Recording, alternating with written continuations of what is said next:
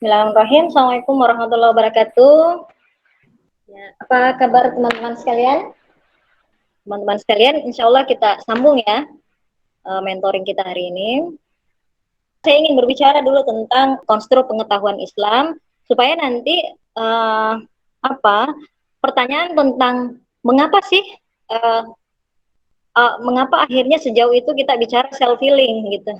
Dan sampai ini self healing menjadi sesuatu yang memang mungkin baru, terus nanti memang akan ada praktikal, tetapi pada dasarnya uh, apa sih urgensinya gitu ya? Sebegitu pentingkah saat ini, gitu kan? Nah, kita ingin sampai dulu kepada sesuatu yang fondasinya ya, sesuatu yang membangun itu. Nah, kita berangkat dari ayat Allah, Al-Quran, gitu. Ini mungkin saya coba untuk share screen ya. Rin, tolong kabari saya kalau misalnya ada, misalnya suara saya terputus atau apa, karena saya hanya memakai gadget, ya. Saya tidak melihat lagi setelah saya tampilkan screen. Oke, siap Kak. Ini saya mencoba untuk kita bangun kembali konstruk pengetahuan kita, karena pada dasarnya yang membuat kita bisa jadi gitu ya keterbelakangan atau kemunduran, bukan kemunduran sebenarnya, stagnasi pengetahuan kita yang terlalu jauh sampai kita gagap untuk memahami zaman ini, bisa jadi kita sebenarnya tidak lagi tersambung dengan bagaimana seharusnya manusia berpengetahuan itu. Sehingga nanti keinginan kita untuk menjadi masyarakat berpengetahuan pun itu terpenuhi, karena pada dasarnya kita tahu mengapa kita mesti menjadi manusia yang berpengetahuan. Saya mencoba mencari beberapa ini ya. Ini cara awam karena tidak mengetik pakai bahasa Arab, pakai bahasa Indonesianya. Ya, teman-teman sekalian, ini ada beberapa saya coba untuk mencari ayat-ayat yang berkenaan dengan ini, dan ini juga banyak dijelaskan oleh para ya ulama dan ustadz kita gitu ya, teman-teman sekalian. Ini berkenaan dengan doa Nabi Ibrahim alaihissalam, gitu kan? Supaya kita mulai memahami bahwa apakah pengetahuan seperti apakah, kurikulum seperti apakah yang diinginkan, gitu ya, yang diinginkan untuk menjadi kurikulum kita, sekaligus juga menjadi bukan hanya kurikulum pendidikan, tapi kurikulum pendidikan juga adalah bagian daripada kurikulum peradaban. Saya ingin sampai ke sini karena supaya nantinya keterbutuhan kita pada satu hal itu betul-betul kita nyambung gitu ya, kita tersambung dengan sesuatu yang mungkin bisa jadi sebelumnya itu kita kabur atau samar. Nah, pertama ya, sebelum kita nanti merujuk ke beberapa ayat, saya ingin dulu teman-teman sekalian bahwa begini, hubungan kita di sini itu setara. Adapun saya diposisikan sebagai apa sih istilahnya, mungkin mentor atau apa, sama sekali kita harus melihat kesetaraan antara jiwa dengan jiwa. Ya, supaya apa teman-teman sekalian, di dalam proses belajar mengajar itu tidak bisa kita pungkiri akan ada akan ada celah gitu ya, akan ada celah yang bisa dimanfaatkan oleh sifat setan gitu ya, untuk menggoda kita mengambil satu posisi, dan bisa jadi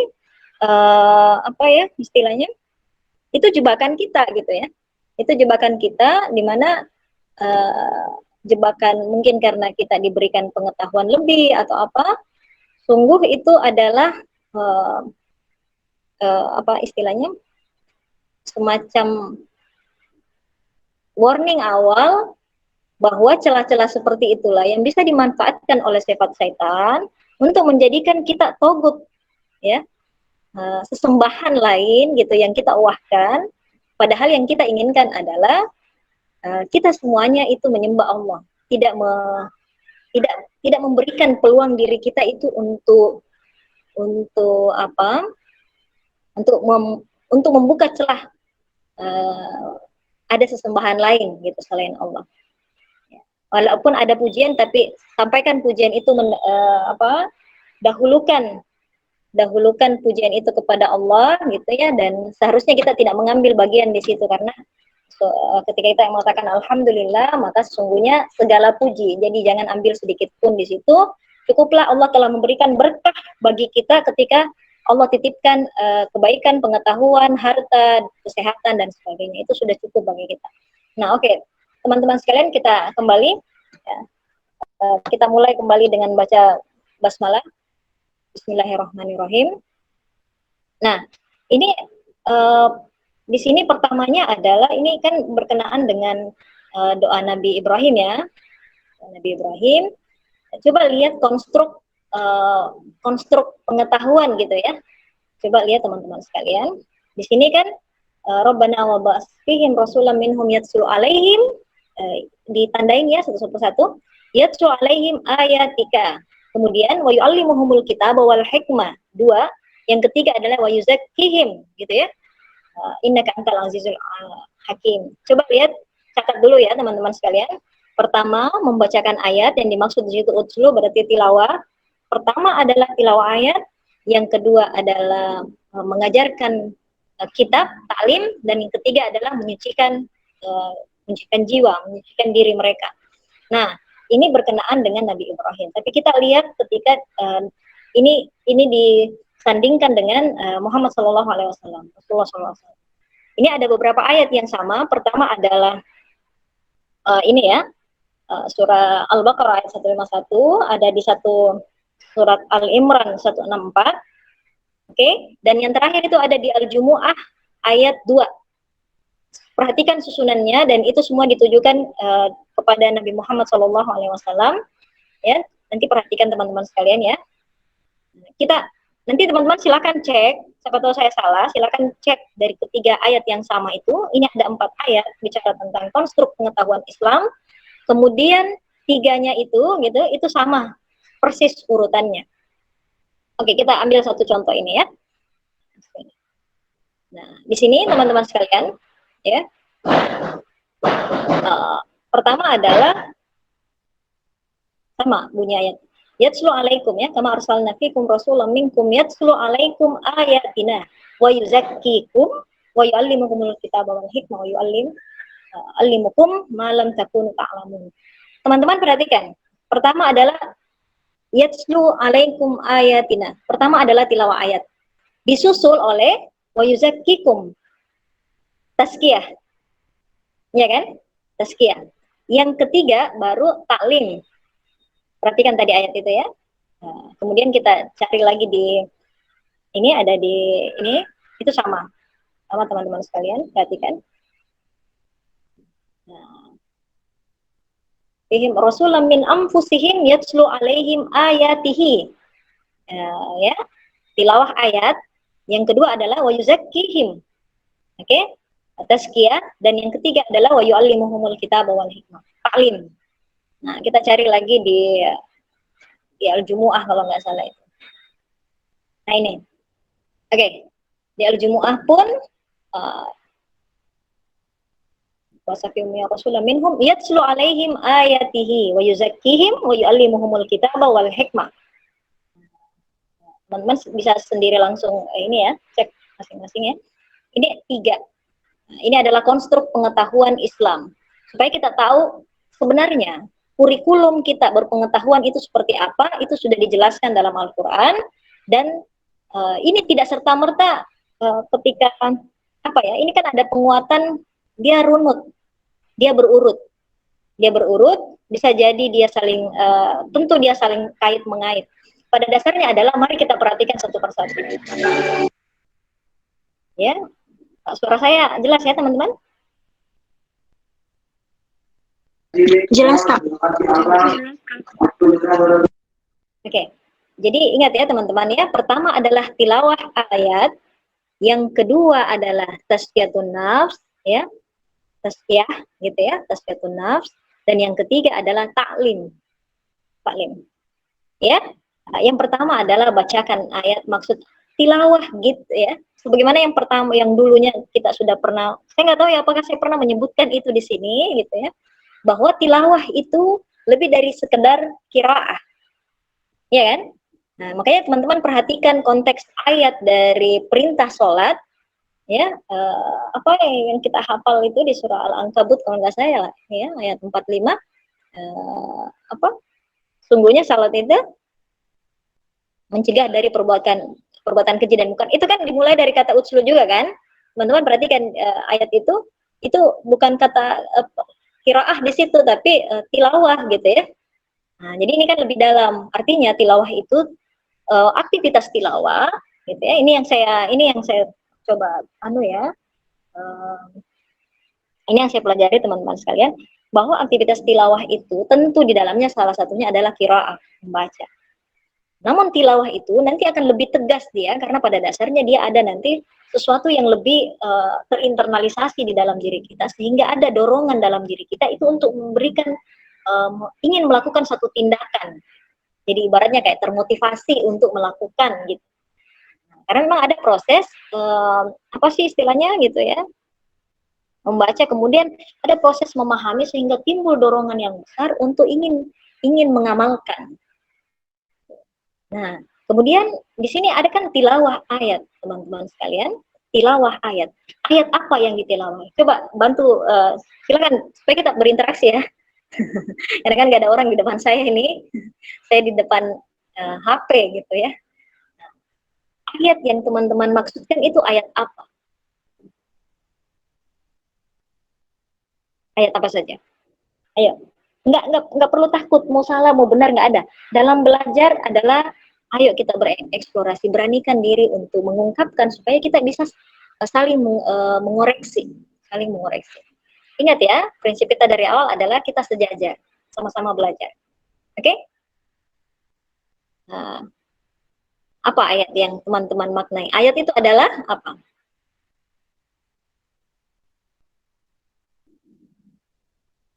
Halo? Makna, Kak. Nah, naik. Ayat itu apa? Ayat yang kita maknai atau bagaimana, Kak? Kan di Tadi sini sempat terputus, Kak. di sini kan disebutkan utlu alaihim ayatihi, disebutkan situ tentang tilawah ayat. Yang kita mau pengen membaca ayat, ayat apa? Yang dimaksud dengan ayat itu apa saja? Kauliyah. Ya, apa itu?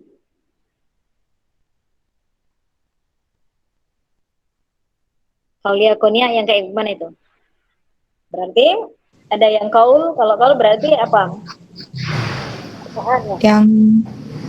Yang berasal dari firman Allah, Ya, oke. langsung dari Allah.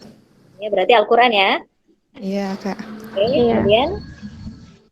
kemudian apa lagi? Yang kaunia itu berasal dari apa ya? Lupa, Kak. Dari sekitar kita, dari Ya, kehidupan kita. dari fenomena alam itu sendiri. Iya, fenomena alam. Oke, ya, bagus teman-teman sekalian. Ya, jadi supaya kita gini, supaya dalam membaca itu kita tidak membaca sebagian, karena yang diperintahkan adalah membaca ayat, mentilawahi ayat. Jadi tilawah itu lebih dari sekedar membaca teks ya, teman-teman sekalian. Nah, ayat yang dimaksudkan dalam Al-Quran itu setidak-tidaknya bisa disebutkan 3 hal. Yang pertama adalah al-wahyu. Teman-teman mungkin paham ya, kalau al itu kayak fungsi de, berarti spesifik. Wahyu berarti al-wahyu adalah Al-Quran. Itu sudah jelas. Itu adalah ayat. Itu adalah ayat. Ya kan? Itu adalah tanda. Itu adalah sesuatu yang perlu diungkap maknanya. Ayat 1. Kemudian di ayat yang lain, di surah yang lain, teman-teman mungkin pernah baca tentang bahwa Allah bentangkan ayat-ayat Allah gitu ya di ufuk atau alam jagat ini dan pada dirimu sendiri. Saya lupa surah apa tentang sanurihim ayati, juga dibentangkan ayat itu pada uh, ufuk dan anfus. Jadi kepada ufuk dan anfus. Jadi ada 3 hal setidak-tidaknya kalau kita kumpulkan. Yang pertama adalah al-wahyu, yang kedua adalah afaq atau ufuk atau semesta atau bentangan alam atau yang kita tadi sebut sebagai sekitar kita. Kemudian pada dirimu sendiri, jiwamu, nafs, anfus, dirimu sendiri. Jadi utuh itu satu jiwa itu ya diri kita. Ya. Walaupun mungkin nanti akan tergambar itu secara batinia juga masuk, tapi pada dasarnya ketika kita menulis, kan kalau kita menulis satu jiwa, berarti dia satu jiwa kan berarti bukan hanya ruhnya gitu ya. Jadi seluruh yang dinamakan dia satu jiwa itu seluruhnya. Jadi luar dalamnya, bentuk fisiknya dan juga batinnya. Jadi ada 3 hal. Yang pertama adalah al-wahyu, yang kedua adalah afaq, yang ketiga adalah anfus. Tidak-tidaknya itu ada 3 hal yang perlu kita tilawahi. Supaya apa teman-teman sekalian? Agar pengetahuan kita itu tidak parsial. Nanti apa implikasinya? Implikasinya adalah ketika pengetahuan kita parsial, maka sekalipun kita dihadapkan pada suatu fenomena yang sama, kita bisa menafsirkan hal itu berbeda karena cara pandang kita sudah parsial. Kalau sudah parsial, dia akan menutupi bacaan kita terhadap fenomena. Oke? Ingat ya, jadi ada 3 ayat yang perlu kita tilawahi. Wahyu, al-wahyu, kemudian afaq dan jiwa. Biar nyambung nanti self healing di mana gitu ya. Kemudian dalam surah Al-Isra gitu kan dikatakan bahwa disuruh kita membaca kitab dan kitab itu adalah diri kita sendiri. Teman-teman nanti kalau misalnya saya keliru pekan depan silahkan saya diluruskan ya. Tentang ikrar kita gitu kan. Nah, kita disuruh baca kitab dan kitab itu adalah diri kita sendiri. Apa yang dimaksud diri kita sendiri ya? Ya jiwa kita. Nah, ini kan salah satu ayat yang jarang kita baca. Iya kan? Iya apa iya? Membaca diri sendiri. Ini kan banyak bacaan buku ya. Ayo. Atau hanya saya saja yang merasa bahwa saya jarang membaca diri. Iya, jarang, Kak. Iya, Kak. Biasanya kan baca orang kan? Membaca kepribadian orang, membaca gerak-gerik orang, sampai lupa membaca orang yang lain itu, orang sendiri itu adalah dirinya sendiri, orang lain yang duluan dibaca.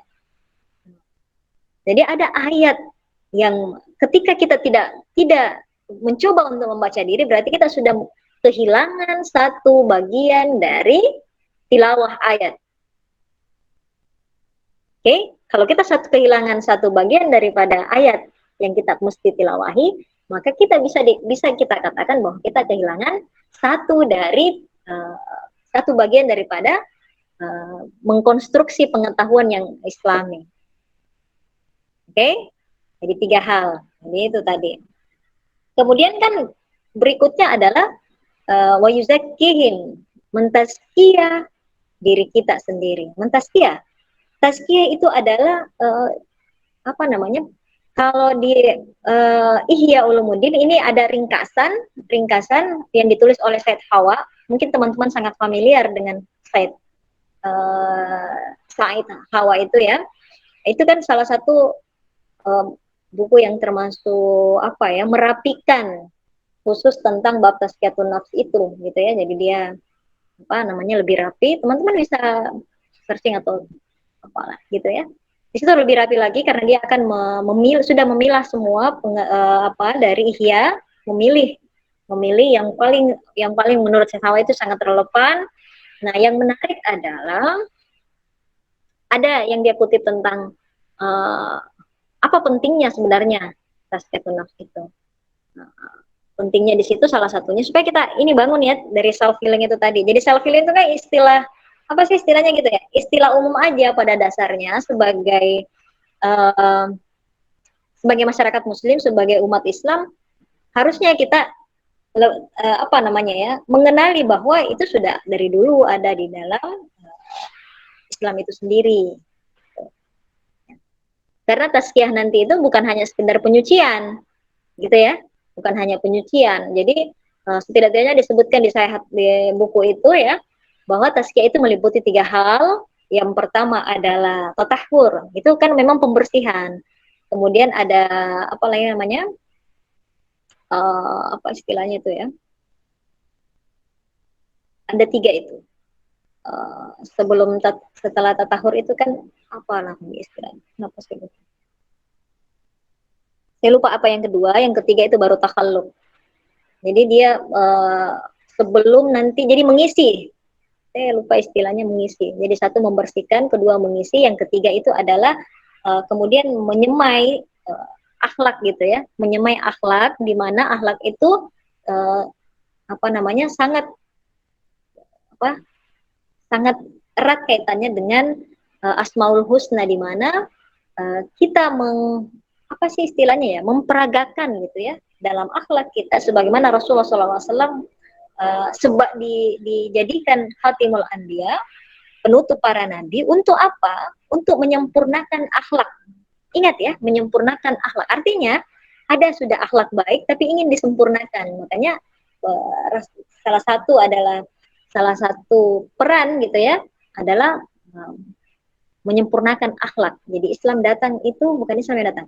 Maksudnya adalah bahwa Nabi gitu ya, Nabi Muhammad SAW itu adalah salah satu tugasnya adalah menyempurnakan akhlak.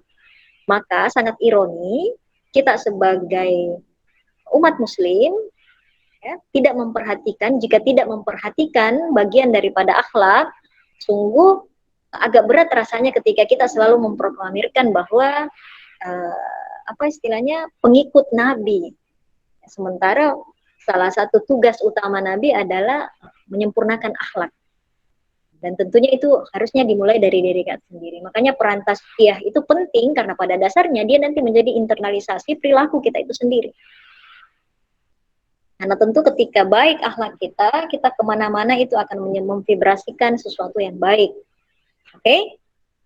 Kemudian taklim. Nah, kita bicara kembali dulu tazkiyah ya.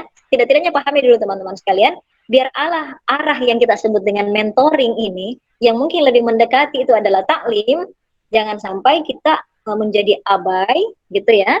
Walaupun isi taklim kita ada tazkiyah, tapi pada dasarnya yang kita ingin tekankan adalah tazkiyah jangan sampai kita menjadi abai, padahal itu adalah pekerjaan kita seumur hidup yang kita tidak bisa kita titipkan ke orang lain untuk tolong tazkiyahkan diri saya. Kita yang harus melakukannya, yang kita harus belajar bagaimana terus-menerus menyadari bahwa ada lagi noda nempel di dalam diri saya, maka saya harus membersihkannya. Oke, kita ke ini dulu ya. Maaf ya teman-teman, mungkin pertama kali ini saya inikan dulu ya, mungkin ada beberapa catatan-catatan gitu ya teman-teman sekalian, karena pada dasarnya tidak ada keinginan saya yang lain selain kita mendekati sumber pengetahuan utama ya. Makanya kita meminta pertolongan Allah agar kita diberikan petunjuk ya. Saya yakin dengan sinaran Al-Quran tidak ada yang melebihi itu semua ya. Insya Allah itu adalah sesuatu yang warisan yang utama yang dititipkan oleh Nabi Muhammad SAW. Oke, kita ke surah ini, surah pendek gitu ya, surat Asy-Syams. Teman-teman sekalian, apa suara saya jelas teman-teman? Jelas Kak. Jelas Kak. Siap. Nah, ya, saya ingin membangun kembali apa yang saya rasa bahwa ini dulu yang pernah hilang dari diri kita, sehingga toh kenapa ya dalam beberapa tahun gitu, berpuluh-puluh tahun sepertinya kita hanya bereforia dengan kecemerlangan Islam di abad pertengahan gitu ya. Kita hanya terus menerus membunyikan bahwa hebatnya Ibnu Sina, hebatnya gitu ya para saintis Muslim. Namun apakah tidak akan pernah ada lagi orang seperti itu gitu, yang polimet, yang bisa menguasai banyak, yang multidisipliner? Kan itu menjadi perenungan kita. Apakah sinaran Al-Quran berhenti di abad itu? Itu kan pertanyaan bagi kita. Padahal kita adalah orang-orang yang termasuk mungkin kesehariannya itu berinteraksi dengan Al-Quran. Tapi kenapa tidak muncul menjadi spirit Nah, spirit berarti semacam cahaya dalam diri kita bahwa apa yang sebenarnya kita tangkap dari cahaya Al-Quran itu. Saya merinding jadi. Ya kita kembali di surah ini, teman-teman masih ingat ya? Ini hafal ini insya Allah teman-teman sekalian. Ketika di ayat berapa? Ayat 7 gitu ya. Wa nafsi wa ma sawwaha. Biar kita tegaskan kembali, teman-teman mulai hari ini, mulai sore ini, ambil tanggung jawab kita kembali untuk menyempurnakan jiwa kita. Bangun kesadaran bahwa ayo kita sempurnakan jiwa kita. Karena di sini wa nafsi wa ma sawwaha, demi jiwa serta penyempurnaannya. Jadi perjalanan kita adalah perjalanan evolutif. Perjalanan etape demi etape menuju ke penyempurnaan hingga nantinya kita ditentukan bahwa dibatasi oleh ajal, kemudian kita kembali kepada Allah Subhanahu wa taala. Ayo kita teman-teman perhatikan di sini ya. Ini ada kajian yang relevan dengan ini tentang hakikat tazkiyatun nafs. Salah satunya mengangkat surat ini. Teman-teman sekalian coba perhatikan ya, teman-teman sekalian. Bismillah. Coba perhatikan teman. Di surah Al-Asr kita sangat familiar bahwa Allah bersumpah demi waktu, dan kita sangat kuat ingatan kita ketika Allah bersumpah demi sesuatu, berarti sesuatu itu tolong diperhatikan tolong diperhatikan gitu lah. Berarti itu butuh perhatian yang intensif ketika ada Allah bersumpah demi sesuatu. Teman-teman, mari kita coba hitung berapa kali Allah bersumpah di surat ini. Iya, perhatikan ya teman-teman sekalian. Bismillahirrahmanirrahim. Di ayat 1 Allah bersumpah 2 kali. Wasfars wa duha. Teman-teman sambil hitung ya. Ini ada 2, wal qamar 3, wan nahar 4, wal lail 5, was-sama wa ma banaha berapa? 7. Wal ard 8, wa ma tahaha 9, wa nafs 10, wa ma sawwaha 11. Ya. Coba teman-teman sekalian, coba renungkan lebih dalam, sambungkan kesadaran kita gitu ya, sambungkan itu. Ada apa gerangan? Butuh 9 kali Allah bersumpah, kemudian disebutkan sumpah ke-10 adalah jiwa. Kemudian setelahnya itu baru bicara tentang penyempurnaannya. Ada apa gerangan? Gitu ya. Ada lapisan-lapisan sumpah sebelum menyebutkan wa nafsi wa ma sawwaha. Mungkin ini surah yang paling banyak Allah bersumpah.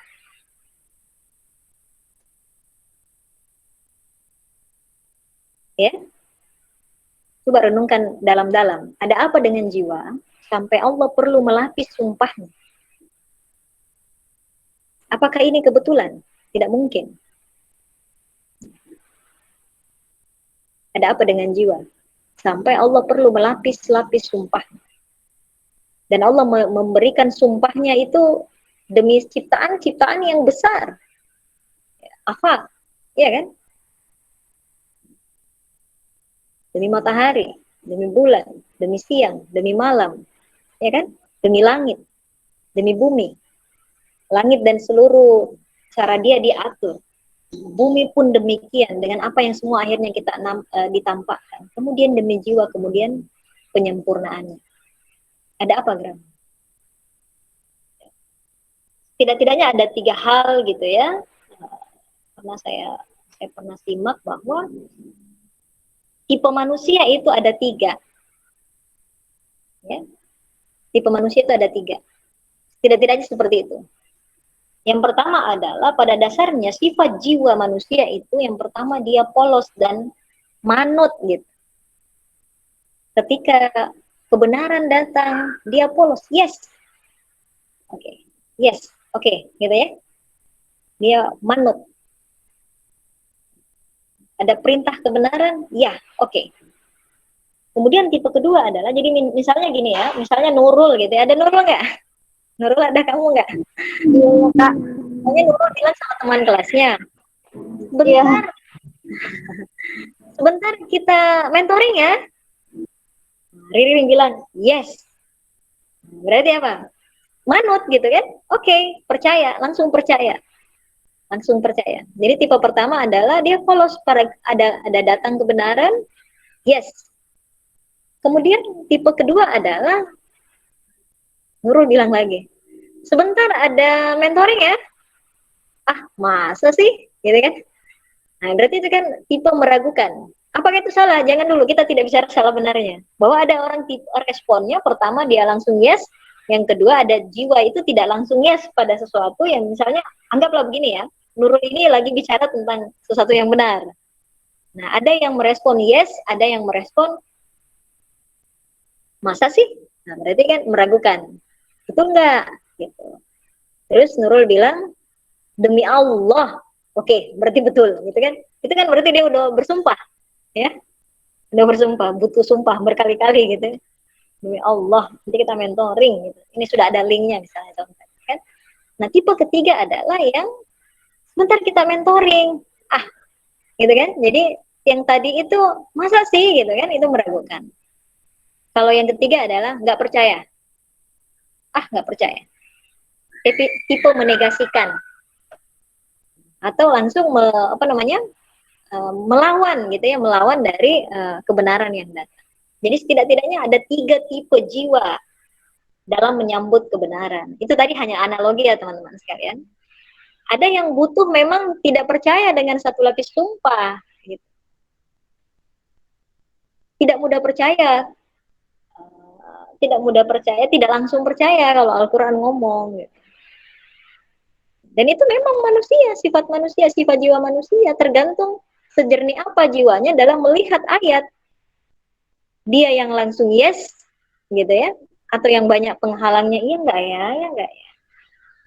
Ketika dapat ayat tentang sungguhnya orang-orang beriman itu rezekinya datang dari arah yang tidak disangka-sangka. Masa sih, ini gue banting tulang, nggak datang-datang gitu ya. Misal contoh ya, contoh dan seterusnya, dan banyak hal gitu ya, banyak hal. Ini kenapa? Apakah ayat Al-Quran ini dongeng? Kok saya ngaji, saya ini kok tidak seperti itu. Gitu. Baik, nanti kita lihat betapa bahayanya sebenarnya implikasi ketika kita punya pengetahuan, konstruk pengetahuan yang parsial. Karena justru nanti pada dasarnya ketika kita diperhadapkan dengan al-wahyu itu sendiri, kita pun bisa sampai jiwa kita meragukan. Karena kayak di mana nyambungnya, kok ini kayak kehidupan saya seperti ini, sementara Al-Quran bilang begini, ini gimana caranya gitu. Ya kan? Kita punya ya itulah jiwa yang berevolusi ya, jadi bertahap demi bertahap. Nah, jadi butuh 9 kali Allah bersumpah. Itu untuk membuktikan gini, bahwa betapa sayangnya Allah, dia pun apa ya? Allah Maha mengetahui bahwa jiwa-jiwa hambaku ini berbeda-beda dia dalam merespon kebenaran. Jiwanya berbeda. Maka sungguh Allah Maha Pengasih dan Penyayang, ya, pun tetap gitu ya. Makanya teman-teman ketika membaca ayat misalnya, wahai hambaku yang melampaui batas. Coba bayangkan, udah melampaui batas itu masih disebut hambaku. Itu kalau sebutan wahai hambaku itu sebutan seperti wahai anakku. Itu kan kalau orang tua bilang begitu tuh kayak kesayangan ya, kayak kesayangan. Jadi coba Anda bayangkan, katakan kata-kata seperti itu kepada orang yang begitu nyeleneh. Itu saking sayangnya Anda itu masih bilang, wahai temanku, sungguh kamu ini udah kelewatan. Kita nggak pakai wahai lagi, memang kamu gini, nggak ada wahai-wahainya gitu. Tapi betapa Allah sayang dengan diri kita, itu masih dipanggil dengan panggilan yang sangat sangat penuh kasih sayang. Itu padahal udah melampaui batas, berarti udah kelewatan. Biar kita mulai kembali bahwa ada penekanan yang begitu intensif, penekanan yang begitu penting untuk kita perhatikan. Tolong perhatikan jiwamu, karena pada jiwa nantinya, ya, jiwa itulah nantinya yang ketika dia baik, sebagaimana di surah Ar-Ra'd gitu ya, ayat 11 ya kalau nggak salah teman-teman sekalian, bahwa Allah tidak akan mengubah nasib satu kaum sebelum nafs dari setiap individu-individu tersebut, ya, jiwa dari individu tersebut itu berubah. Bahwa yang bisa merubah satu kaum kalau setiap individu ambil tanggung jawab kembali, perbaiki jiwa kita masing-masing. Karena kita ini makhluk yang berinteraksi. Kalau kita datang dengan secercah cahaya saja, atau kita datang dengan cahaya yang lebih tinggi, lebih intensitas tinggi, tentulah masyarakat lebih cepat berubah. Tanpa pun kita terlalu ambisius seperti itu, tapi ketika kita berinteraksi dengan sebagaimana ditekankan oleh Rasulullah dengan akhlak yang mulia, pun jangankan dengan yang sesama muslim, orang yang berbeda pun akan melihat bahwa Islam memang begitu rahmatan lil alamin. Mana rahmat? Bagaimana kita mau bilang Islam rahmatan lil alamin kalau orang muslim sendiri tidak memperagakan akhlak yang islami? Bagaimana mau memperagakan akhlak yang islami sementara kita abai dari mentazkiyah diri sendiri? Bagaimana kita tidak abai dari mentazkiyah diri sendiri? Kita nggak tahu bahwa salah satu ayat yang perlu kita tilawahi adalah jiwa kita, nafs kita, diri kita. Seperti itu, ya. Jadi ada penekanan. Nah, ini kan ada cerita di belakangnya ini, kalau teman-teman bisa baca sendiri sih sebenarnya ya. Ini ayat tentang kisah Nabi Saleh ya, kalau kaum Samud itu ya. Ini ingat ya teman-teman, coba perhatikan ya. Falhamaha fujuraha wa taqwaha. Maka dia mengilhamkan kepadanya jalan kejahatan. Jadi ada dua bentangan jalan, yang mana Anda pilih, maka Anda akan menerima konsekuensinya. Oleh karenanya nasib itu ditentukan oleh cara kita memilih. Makanya Allah tidak akan pernah berbuat zalim kepada hambanya. Semua yang kita mendapatkan balasan itu sesuai dari pilihan kita. Karena di dalam diri kita itu ada dua yang ibaratnya gitu, ada dua percobaan yang mana Anda pilih. Kalau Anda pilih ini, maka itu yang akan Anda dapatkan konsekuensinya, karena setiap pilihan punya konsekuensi. Tidak ada satupun nanti yang dizolimi. Bahwa saya dibiarkan saja ke neraka, saya dibiarkan, tidak ada. Itu karena pilihan-pilihan yang kita pilih. Coba perhatikan di ayat 9 ini ya, qad afalaha man tazakkaha. Beruntung orang yang menyucikannya. Coba, seandainya tidak ada ayat ke-10, Anda sudah tahu pasangan ayat ini. Coba. Ya kan? Sungguh beruntung orang yang menyucikannya, berarti lawannya untung apa? Rugi. Mas rugi itu apa? Apa khoba? Tidak beruntung. Ya, yang mengotori. Jadi yang merugi pasti yang mengotori. Jadi seandainya pun ya, seandainya gitu ya, itu secara kita diberikan pengetahuan akal sama Allah, itu kalau kita pakai gitu ya, kita akan mempurifikasi jiwa kita. Fungsi akal itu purifikasi, penjernihan. Makanya kalau kita nggak pakai akal sehat, ya, dalam beragama pun kita akan rancu. Jadi akal itu, kenapa apresiasi ayat Allah gitu banyak sekali mengapresiasi tentang berakal sehat. Makanya kita sebut sebagai, mungkin kalau sederhananya kita sebut sebagai, tapi tidak sederhana itu sebenarnya teman-teman sekalian, ulul albab. Ya, ulul albab. Yang kita inginkan adalah kita sampai berevolusi sampai ke situ, sehingga kitalah orang-orang yang ulul albab.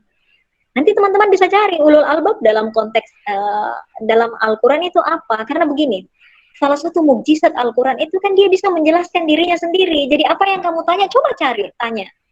Ketika kita bertanya tentang nafs, coba keluarkan semua ayat tentang nafs, nah dia akan saling menjelaskan. Saling menjelaskan, silakan nanti teman-teman tambahkan dengan misalnya tafsirnya dan sebagainya. Tapi pada dasarnya ketika kita berinteraksi dengan Al-Quran, ya, secara alamiah sebenarnya Al-Quran itu memang diberikan suatu kemudahan, dan itulah mukjizat gitu. Makanya Rasulullah SAW di Haji Wada ya teman-teman, kalau saya salah silahkan dikoreksi. Salah satu pesan Rasulullah kan apa namanya, kamu tidak akan tersesat selama-lamanya kan, selama engkau ya kutinggalkan, gitu kan, wasiat kan, dan kamu tidak akan tersesat selama-lamanya. Coba teman-teman perhatikan, tidak akan, apakah Rasulullah lagi mengigau gitu. Jadi kalau kita apa namanya itu ya, samar dalam melihat kehidupan, coba koreksi kembali bagaimana sebenarnya model interaksi kita dengan Al-Quran. Kenapa? Oke, anggaplah kita tidak meragukan Al-Quran, tapi kenapa ketika kita berinteraksi Al-Quran pun masih samar kita melihat fenomena? Kan itu pertanyaan yang perlu kita jawab, ya kan? Karena Al-Quran itu adalah cahaya, ya kan? Dan pemilik cahaya itu adalah Allah. Di mana dalilnya pemilik cahaya adalah Allah? Di surah An-Nur ayat 35. Nanti kita jelas lebih panjang ke situ.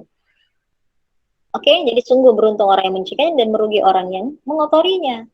Jadi pada dasarnya ada potensi kita mengotori jiwa. Salah satunya adalah di mana mungkin hafal di surah Al-Anfal itu, surah Al-Anfal sebentar ya. Surat As-Saff kalau nggak salah ya, bahwa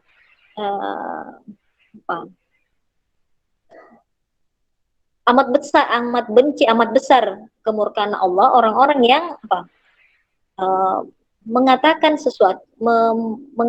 sesuatu yang dia sendiri gitu ya, tidak melakukannya atau tidak melakukan perbuatan tersebut. Maksudnya apa? Ketika kita mengatakan, jadi bukan berarti artinya kita tidak mau menyampaikan satu ayat, karena balighuanni walau ayat, sampaikan walaupun satu ayat, ajak orang lain, ketika kamu dapat kebaikan, ajak juga orang lain untuk melakukan kebaikan. Tapi pada dasarnya ketika kita akhirnya menunda, ya, menahan diri kita untuk melakukan apa yang kita katakan, itu akan kembali berbalik arah untuk menutupi hati kita sendiri.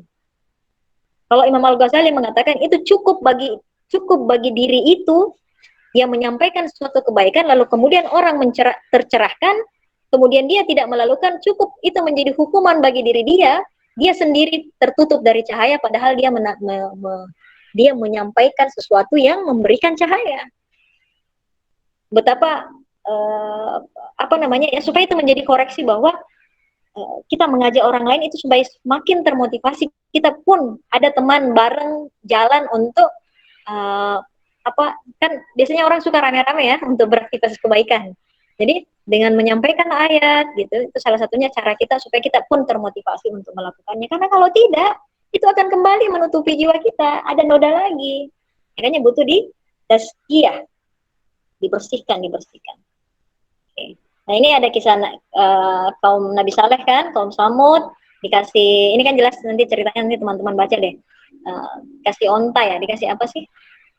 Kasih unta betina kan, unta betina ini dimana dalam cerita tersebut kan mampu air susunya itu gitu ya, jadi cukup dikasih makan sebagaimana hewan gitu, jangan diganggu, jangan dibunuh gitu, untuk itu perintahnya, dibiarkan saja, itu bisa memberikan makanan satu kaum, minuman, air susu satu kaum, itu bisa menghidupi satu kaum. Tapi dasar gitu ya, dasar ceritanya di sini ininya ya, dia mengabaikan ya, dia mendustakan, dia sembelih gitu ya, padahal itu adalah bisa dikatakan adalah sumber penghidupan satu kaum.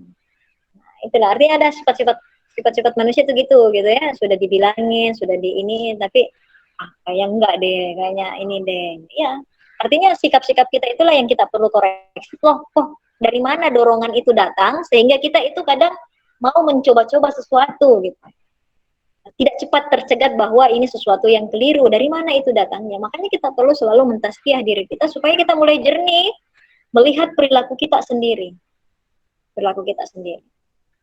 Oke, sampai di sini bisa dipahami nggak teman-teman? Apa tuh terlalu seriusan? Halo? Bahasannya berat, Kak. Oh, berat. Berat. Cukup berat. Oh ya. Ya, ini memang mau di apa namanya, kita dobrak kembali, kita kembali. Jadi kita tidak mau bernostalgia saja akan kejayaan Islam, akan Islam itu tinggi dan sebagainya. Kita lagi tidak mau membangun fanatisme yang fanatisme rapuh gitu. seolah-olah pembela Islam, tapi pada dasarnya dia sendiri kabur dari Islam. Itu apa? Mana kasih sayang Islam? Mana kasih sayang Islam yang sudah kamu rasakan dalam jiwamu? Gitu. Kita tidak ingin menjadi orang yang apa sih istilahnya kayak gitu ya. Itu kan lucu jadinya. Kita sendiri tidak merasakan rahmat Islam dalam diri kita, lalu kita berteriak keluar Islam itu rahmatan lil alamin. Mana? Apakah kamu sedemikian sudah berbahagia ketika bersama Islam, bersama Quran, bersama sunnah? Gitu. Sedemikian itu kak. Apakah kamu jadi orang-orang yang ramah, orang yang baik akhlaknya dan seterusnya? Itu catatan untuk diri saya juga ya. Nah, ini kan pertanyaan bahwa seharusnya itu muncul dari diri kita dulu. Bahwa betul, nilai-nilai Islam itu betul-betul tumbuh di dalam jiwa saya, kemudian dia sendiri memancar menjadi cahaya yang menerangi. Oke. Sampai situ. Ada pertanyaan dulu, saya mau pengen masuk nanti supaya nanti nyambung ketika kita bicara tentang daya jiwa. Daya-daya jiwa. Supaya nyambung dengan yang kemarin. Pertemuan keberapa 2, 3, 4 mungkin ya. Ayo, nah ini dulu kita diskusi dulu teman-teman sekalian.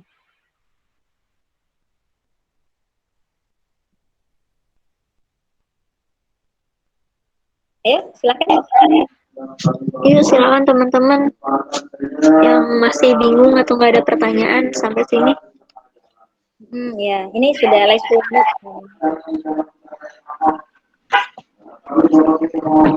Bisa langsung ditanyakan. Silakan. Saya Kak. Ya. Saya ada. Siapa? Iis ya? Oh, Kak Anissa, silakan Kak. Suara saya Kedengaran? Ya.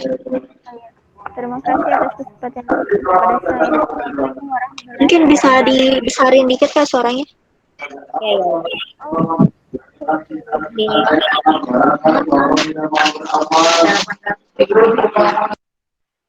Silakan teman-teman. Silakan, tadi siapa namanya?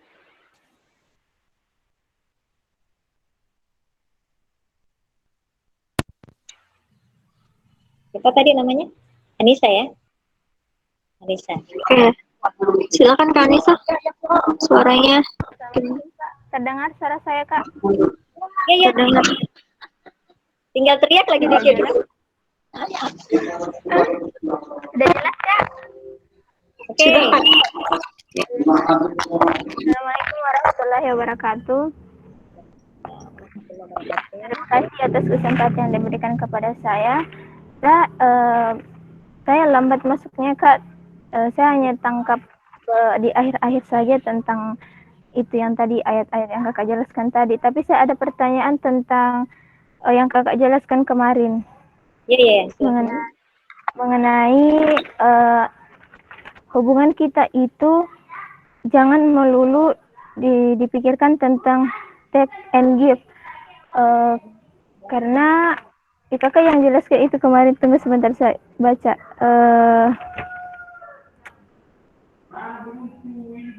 Oh ya, kemarin Kakak bilang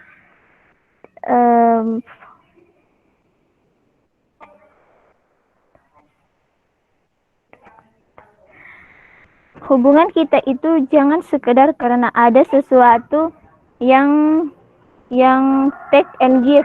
Tidak ada hubungan yang jauh lebih besar di situ kalau misalkan kita anggap hubungan kita itu hanya take and give saja. Terus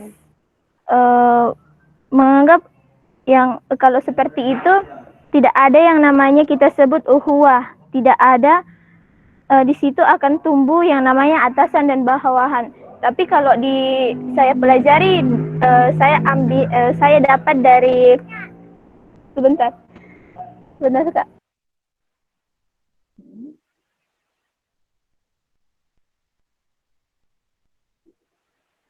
Mas kan tadi ada adik. Iya, nggak apa-apa. Iya. Santai. Gini Kak, di jurusan saya itu ada namanya teori penetrasi sosial. Di situ dijelaskan. Jurusan apa Nisa? Jurusan komunikasi penyiaran Islam Kak. Insya Allah, ya, silakan. Di situ ada saya pelajari di semester 5 kemarin teori penetrasi sosial. Di situ kita istilahnya di situ jalan setapak menuju kedekatan. Terus asumsi dasarnya itu kita akan melanjutkan hubungan kalau teman bicara atau lawan kita ini apakah penting bagi saya, apakah apa untung ruginya saya berteman sama dia, terus seberapa besar biaya dan waktu tenaga yang saya keluarkan. Menurut dalam teori ini Kak, jadi sudah jelas bahwa tidak ada hubungan manusia itu yang benar-benar tidak menginginkan sesuatu feedback. Misalkan saya peduli sama kamu, saya berharap juga kamu peduli sama saya. Saya bicara sama kamu, saya berharap juga kamu respon apa yang saya katakan. Jadi saya hanya ingin menanyakan itu saja Kak. Terima kasih. Oke. Jadi betul ya teman-teman sekalian. Saya membetulkan bahwa tidak mungkin kita tidak mengharapkan sesuatu. Selama kita manusia kita butuh hope, gitu ya. Tinggal hope itu, gitu ya, termasuk ikhlas itu kan, ikhlas. Tetap ada harapan. Masa nggak ada harapan? Tinggal harapan itu kamu gantungkan, kamu cantolkan, kamu harapkan dari siapa. Makanya kan ingat ya, ingat kan hadis niat ya, inna malu niat, gitu kan. Jadi kalau kamu mengharapkan dari itu saja, orang saja, maka kamu akan mendapatkan itu saja. Tapi ketika kamu hijrah, mau hijratu lillahi wa rasulihi, ya kamu hijrah karena Allah dan Rasulnya, maka kamu mendapatkan dari pahala bagian daripada apa yang kamu niatkan hijrahmu. Jadi kalau kamu hanya hijrahmu misalnya karena orang itu, atau kamu berkomunikasi hanya karena ingin mendapatkan perhatian dan sebagainya, kamu hanya mendapatkan itu. Bukankah amat sayang gitu ya, ketika kita melakukan suatu aktivitas, dia ada pilihan beberapa pahala yang didapatkan. Satu, kita mendapatkan saja langsung, kita mendapatkan saja potensi kebaikan dunianya. Ada juga satu kali kita beraktivitas, kita dapat langsung potensi pahala akhiratnya. Nah ini kan tergantung pilihan kita. Maksud saya adalah, apakah tidak sayang ada satu pekerjaan yang bisa langsung mendapatkan sesuatu yang lebih tinggi ketika dia dilakukan, atau hanya dicukupkan saja di situ. Jadi pada dasarnya, apakah kita bicara baik buruk? Bukan baik buruk, baik lebih baik, baik lebih baik, ya kan? Dan kita akan menjadi rentan untuk kecewa ketika kita masih hanya sampai pada prinsip take and give, transaksional. Itu kita rentan sekali kecewa. Jadi kalau kita kasih orang hadiah misalnya, orang itu terima kasih pun enggak, wah kita bisa sakit hati gitu. Padahal niat kita ya memberi itu adalah bersedekah misalnya. Kalaupun orang itu misalnya menjadi marah dan sebagainya, itu bukan urusan kita lagi. Bagi kita gitu ya, yang namanya memberi, mental memberi itu teman-teman sekalian, ya, falsafah hidup memberi itu adalah ya give ya, bukan lagi dia mengambil, bukan lagi transaksional take and give, tapi dia give gitu ya, memberi. Memberi itu adalah ketika dia dapat balasan langsung dari dari siapa yang ditemani berinteraksi gitu, itu adalah bonus dia. Kalau enggak masalah, karena tujuannya adalah memberi. Orang memberi itu kan orang udah punya. Orang sudah punya gitu. Dia hanya merasa ini udah lebih sama saya kasih deh. Jadi kalau kita bilang kita punya cinta, kita punya kasih sayang, tapi masih mengharap balikan, sebenarnya kita orang yang masih berkekurangan, karena pada dasarnya harus ada yang isi kembali, harus ada yang kembali lagi ke kita. Padahal ketika kita mencintai, dia terproduksi. Sekali kita mengeluarkan cinta itu kan dia akan tumbuh sendiri, karena cinta itu bertumbuh, dan dia bertumbuh dengan memberikan. Tapi ketika misalnya kita cukupkan saja bahwa kalau kamu nggak balas saya gitu ya, berarti apa? Kita itu seperti mesin yang diambil seperti kantong barang. Kalau saya keluarkan satu, berarti saya kekurangan satu. Berarti tidak ada tidak ada pertumbuhan di situ. Dia sesuatu yang mati. Saya keluarkan, saya senyumi, kamu nggak balas senyum, saya sakit hati. Loh, berarti kita tidak tumbuh gitu ya. Kita tidak hidup. Yang tumbuh itu kan yang hidup. Nah, Betapa lelahnya hidup kita kalau kita selalu mengharapkan balasan-balasan dari manusia. Kapan kita bahagia kalau kita mengharapkan balasan? Dan kita sangat rentan untuk kecewa. Ya sayang aja gitu kan, sayang aja. Makanya penderitaan awal itu adalah ketika kita mengharapkan balasan dari manusia. Jadi anggaplah balasan dari manusia itu adalah bonus. Kalau lagi muncul, bonusnya dapat cepat. Kalau enggak masalah, karena pada dasarnya kita lagi bertransaksi kepada Allah. Kita berniaganya sama Allah. Kalau berniaga sama Allah, bagaimana kita kecewa? Di mana ruang kecewa itu? Insya Allah nggak ada. Nggak ada. Oke? Ya. Nanti kalau misalnya teman-teman menikah, misalnya yang belum menikah ya, mengharapkan perhatian ini. Kalau dapat perhatian oke, gitu ya. Biasanya kalau Anda tidak berharap demikian, Anda diperhatikan. Tapi kalau Anda ngemis perhatian, justru di situ nanti sumber-sumber kekecewaan dan seterusnya dan seterusnya. Itu sih, kalau pendapat saya ya. Apakah teori itu salah? Begitu pada dasarnya coba dinaikkan kualitasnya, dinaikkan kualitas. Mungkin awalnya kita take and give, tapi ketika kita sudah mulai melihat bahwa diri, makanya mentazkiyah itu adalah pada dasarnya kita ingin menumbuhkan jiwa kita biar tidak stagnan melihat kehidupan. Oke? Kalau stagnan melihat kehidupan, dia selalu mencari sesuatu karena dia selalu ketika melepas dia kehilangan, makanya dia kecewa. Makanya dia minta, tolong kembalikan tadi yang saya kasih. Kalau kamu udah kasihkan, saya marah gitu. Saya kecewa dan seterusnya dan seterusnya.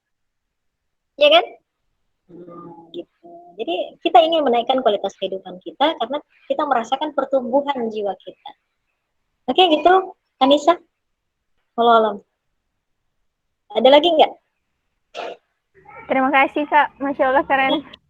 Ya, sama. Ada nggak? Siapa lagi? Yang berikutnya mungkin Kak Yena nih lagi angkat tangan. Oke, Ada silakan. pertanyaan Kak?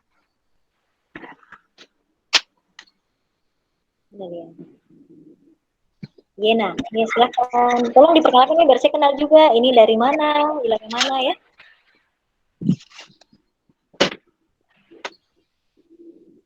Oke, silakan.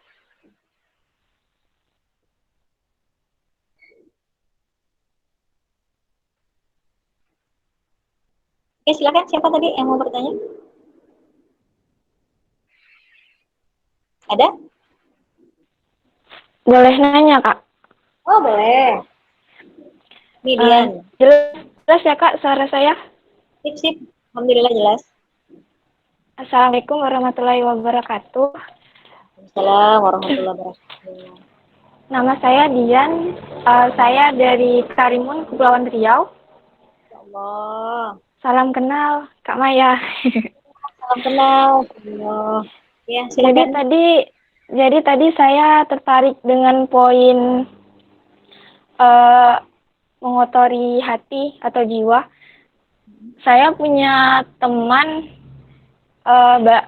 tidak banyak sih, 2 atau 3 itu memang punya masalah dengan mentalnya. Ada yang borderline sama anxiety ya, kecemasan. Jadi mereka itu punya pacar, tapi saya mengakui bahwa mereka lebih tahu soal Islam daripada saya, karena kami pernah satu majelis, pernah satu duduk kan. Jadi setiap kali mereka tidak mendapatkan perhatian dari pacarnya, padahal mereka tahu dalam Islam, boleh dikoreksi, mungkin ada yang pacaran ya, dalam Islam tidak ada pacaran, semua Muslim juga tahu kan, tapi lagi-lagi teman saya yang lebih tahu itu pasti tiap kali sang pacar itu tidak memperhatikan dia akan kembali kambuh gitu kan. Dia sering curhat sama saya, nelpon saya. Jadi yang saya mau nanyakan sama kakak, kalau dalam keadaan begini, beliau juga tidak bisa saya beri nasihat, karena tiap kali kambuh, pokoknya beda lah, udah nggak bisa dinasihatin kan. Yang bisa saya lakukan cuma mendengarkan, dan kalau lagi udah selesai kambuhnya, saya sering bilang untuk menyudahi kegiatan dia pacaran karena mungkin itu tadi ya Kak, dia mengharapkan cinta dari orang lain karena keadaan keluarganya juga yang saya tahu orang tuanya tidak harmonis kan.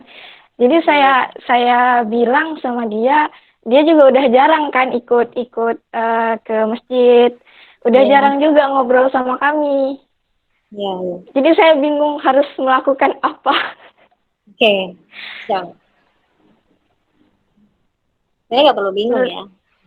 Pertama adalah bahwa kita bersyukur pada Allah Subhanahu wa Ta'ala yang memberikan kita secercah cahaya cinta sehingga kita bisa merangkul, melihat persoalan orang lain itu tidak menjustifikasi atau menjudgment sesuatu itu salah atau benar, tapi kita bisa lebih dewasa untuk melihat. Pertama, coba bayangkan ya, tadi Dek Dian tadi itu memberikan gambaran itu lebih lebih bijaksana. Misalnya bagaimanapun saya tahu keluarganya, itu artinya apa? Kita sudah mulai memberikan pertimbangan bahwa dia pun seperti itu karena ibaratnya itu dia kayak semacam loss of love gitu ya, kehilangan cinta atau cintanya tidak tumbuh sehingga dia harus mencari begitu sandaran cinta gitu ya, sandaran hatinya.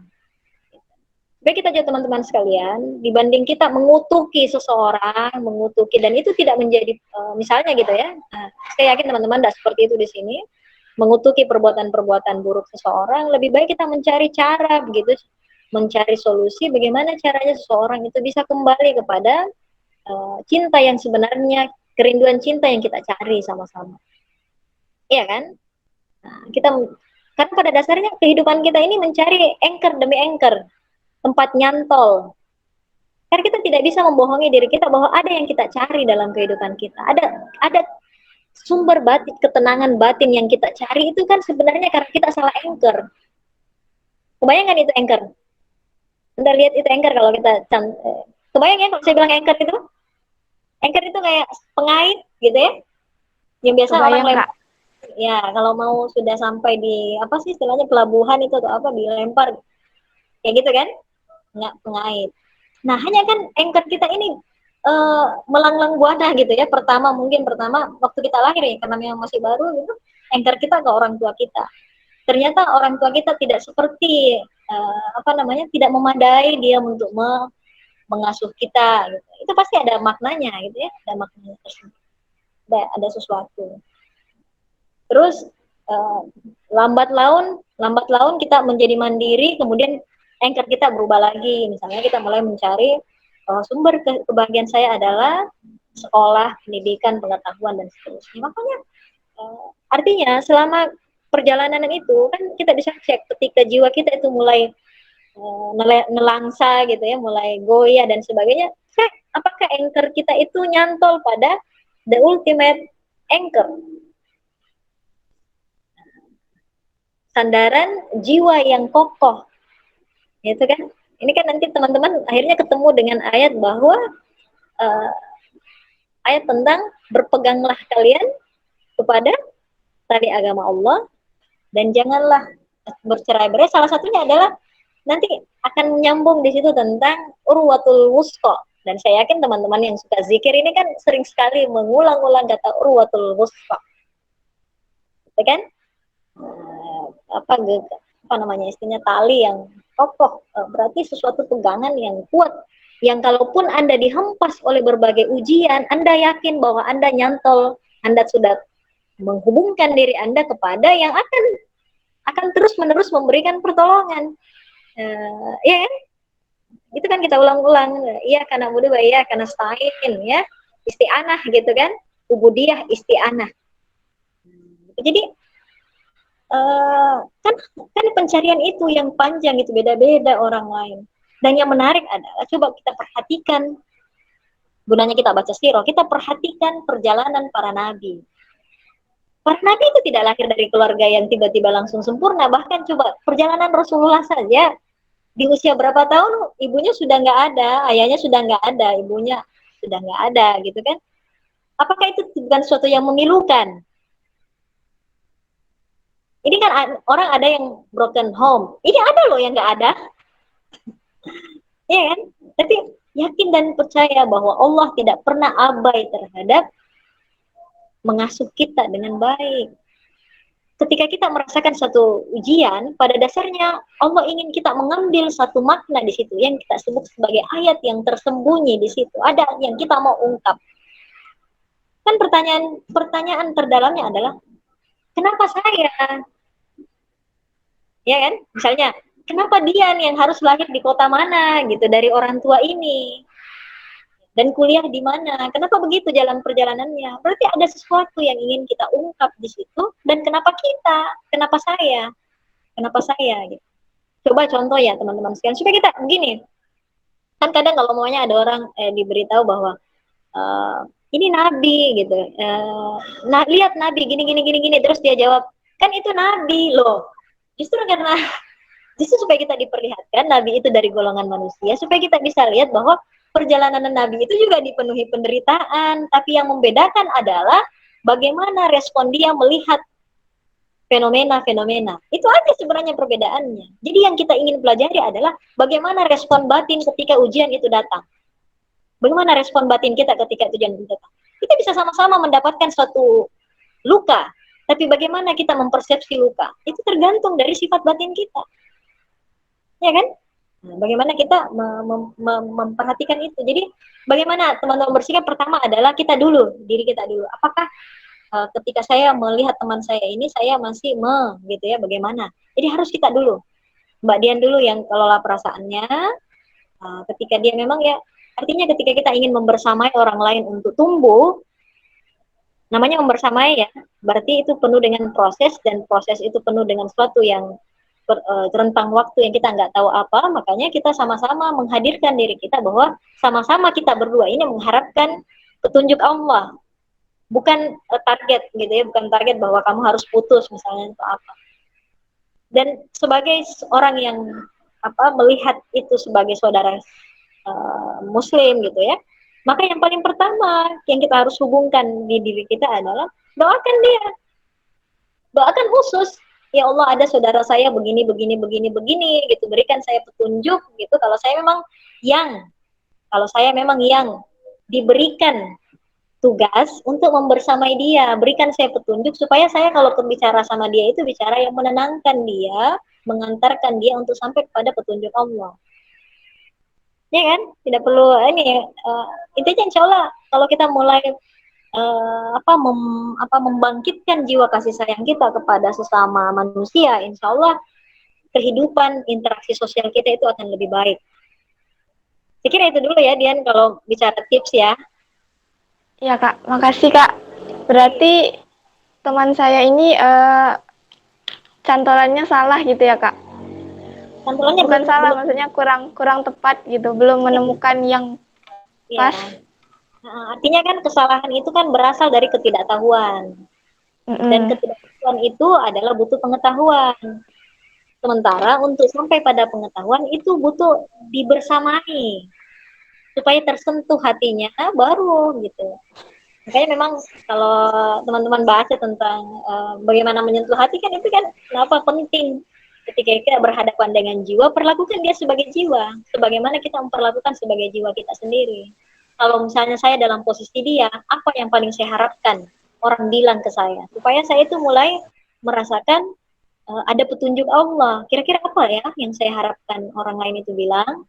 Itu kan secara kontemplasi ya. Kita pun kalau saya dalam posisi dia, kira-kira kalimat-kalimat apa yang saya harapkan? Apakah saya langsung disodori dalil? Apakah saya dianggap karena saya udah ngaji lama tapi nggak paham-paham, itu kayak yang saya harapkan gitu, ataukah sesuatu yang berbeda? Kalau alam Mbak Dia. Ya, soal yang itu juga benar sih Kak, dia selalu mempertanyakan kenapa dia yang merasakan sakit itu. Ya pokoknya pertanyaan-pertanyaan yang Kakak sebutkan tadi juga keluar sering. Malahan dia merasa hidupnya nggak akan ada makna lagi gitu kalau misalnya dia meninggalkan itunya pacarnya. kayak hopeless gitu ya, putus asa. Ya, itu kan Iya. perlu ajak ngobrol, diajak dibersamai dengan apa, dengan semangat apa ya, kita bersamai dia dalam tersambung gitu kita juga dengan Allah, kan Allah memberikan hidayah. Allah nggak kikir kok ya, Allah itu maha pemurah, gitu, maha pemurah.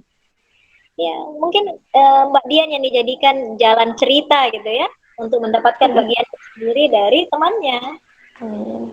dari pahala kita sendiri ya. Nikmati itu, ambil peran itu kalau memang itu kita. Mengapa Dian misalnya yang tahu cerita itu misalnya ya, itu kan pasti ada maknanya tersendiri. Iya, Kak. Ya. Dian juga sering bilang sama dia kalau ya dia punya Dian, dan selalu bilang gitu kan. Itu aja sih kalau misalnya lagi kambuh. Udah, Kak, cukup. Makasih, Kak. Sama-sama. Assalamualaikum. Warahmatullahi. Ini sudah jam 18.15. Nanti berikutnya kita masuk ke sini ya teman-teman. Saya sebenarnya pengen karena ternyata tadi saya tanya, ternyata ini mungkin agak berat, tapi saya harap teman-teman bisa meresapi itu. Nanti berikutnya kita masuk ke satu ayat tadi ya. Mana tadi itu ya, surah An-Nur gitu. Ini mungkin ke depan insya Allah ya.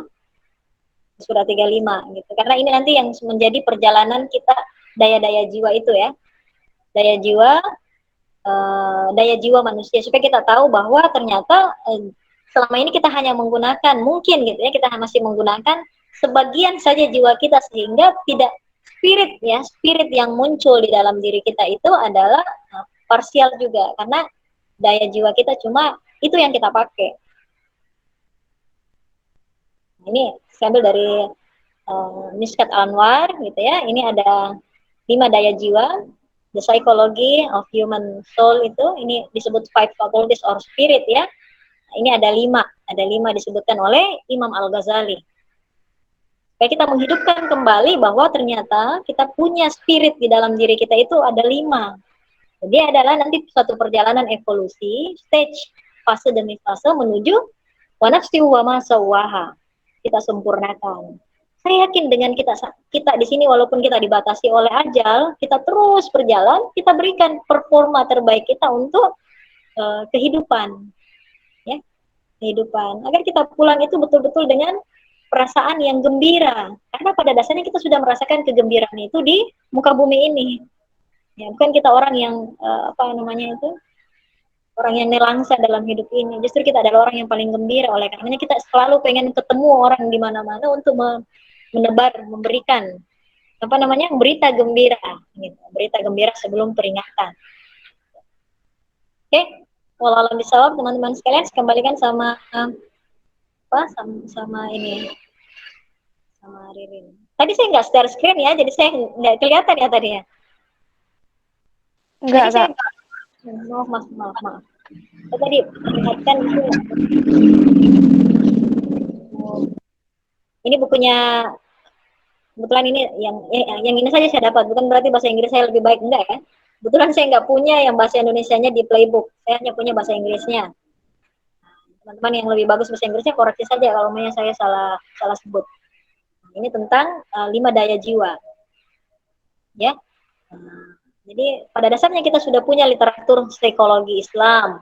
Tinggal yuk kita sama-sama menyelami hasanah kita, dan sungguh hasanah yang dipunyai Islam itu jauh lebih detail, lengkap dan sebagainya. Hanya kita terlalu jauh hingga kita terpukau dengan sesuatu yang mungkin masih dangkal, padahal yang dipunyai oleh agama ini begitu kaya.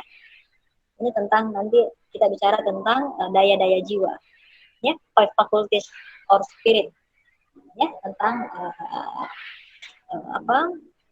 psikologi kita, ya, jiwa manusia. Oke, wallahu alam, wallahu bisawab. Saya kembalikan sama Ririn ya.